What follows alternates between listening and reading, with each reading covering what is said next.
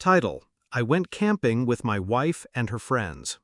After a short walk with my 10-year-old son, everything was gone. The people, the tents, the food, the cars. No cell service. Just a note on the table. This is for the best. Trust me. They left us to die in the forest. 10 days later, they regretted it. Start. I remember the taste of metal in my mouth. Not blood, rage.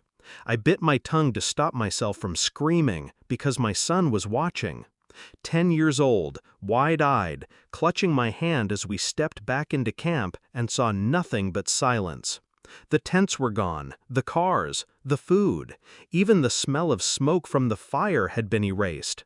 Only the folding table remained, and on it a scrap of paper weighed down by a stone.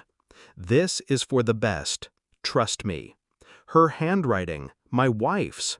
I looked at my boy and he whispered, "Dad, where are they?" I swallowed my panic. "We'll be fine." But inside, I knew what it meant. They had left us to die. I married her 12 years ago. She was the kind of woman who laughed too loud, who always had a circle of friends around her, who needed attention like air. I gave it to her. I gave her everything. When our son was born, I thought it anchored us. I thought the three of us were solid. But I started noticing how often she whispered with her friends when they thought I wasn't listening. The quick glances. The way conversations would stop when I walked in. Still, I told myself she loved me, that we were a family. And then came the camping. Tried. I had agreed to go because she begged. "One last adventure before school starts," she said. We packed the SUV with food, gear, and laughter. Her friends joked, drank, made plans around the fire. I stayed quiet, watching. Something in my gut told me it wasn't what it seemed. That morning she kissed my cheek and told me to take our son for a walk. So I did. And when we returned, the world we knew had been erased.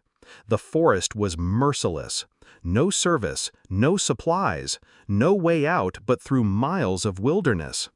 I taught my boy how to filter water with cloth, how to listen for the sound of streams, how to find berries that wouldn't kill us. Each night he cried himself to sleep. I didn't let him see me cry. The words on the note burned in my skull.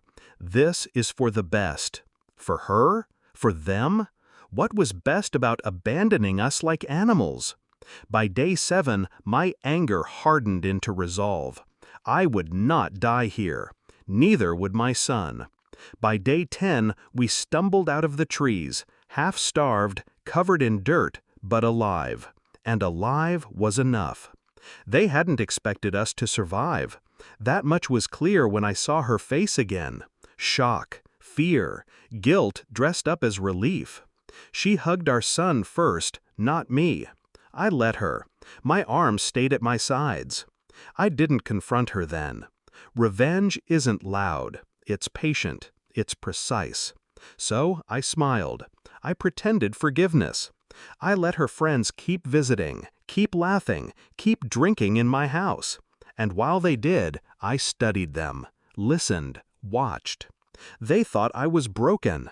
That made them careless. At night, when she slept, I traced the financial accounts I had quietly set up years earlier, a side business she never knew about. Cash hidden in places no one would look, my safety net. I began documenting everything, screenshots of her messages, photos of their girls' nights that were really strategy sessions, audio recordings slipped under the couch when they whispered about how it was the only way. They wanted me gone. They wanted the insurance. They wanted freedom. They underestimated how much I was willing to endure before striking. It started small. Anonymous letters slid under doors. Each friend received a fragment of truth, a secret they thought only the others knew. Whispers began turning to suspicion. Laughter thinned into arguments. Then the jobs started collapsing. One friend suddenly faced an audit. Another was caught in an affair I had carefully documented and delivered to the right spouse. Their tight circle began to rot from the inside out. And her, my wife? I let her feel safe longest. She leaned on me as her friends turned on each other. She thought I was her anchor. She didn't see the knife in my hand. It happened at dinner. I invited them all, a reunion of sorts. The table was set with wine, food, and my son, safe upstairs, headphones on. Halfway through the meal, I placed a folder on the table. "Read," I said. Inside, the recordings, the photos, the messages. Every betrayal laid bare. Faces drained of color, voices cracked. One tried to laugh it off until I played the audio of her saying, "Once they're gone, it's just us." And finally, my wife's voice. "This is for the best, trust me." Silence swallowed the room. I looked at her, and for the first time, she couldn't look back. The fallout was nuclear. Friendships shattered, marriages collapsed, reputations burned. And her? She begged, she cried, she tried to explain, "I didn't mean it like that. We thought it would..." But betrayal has no translation. I left her with nothing.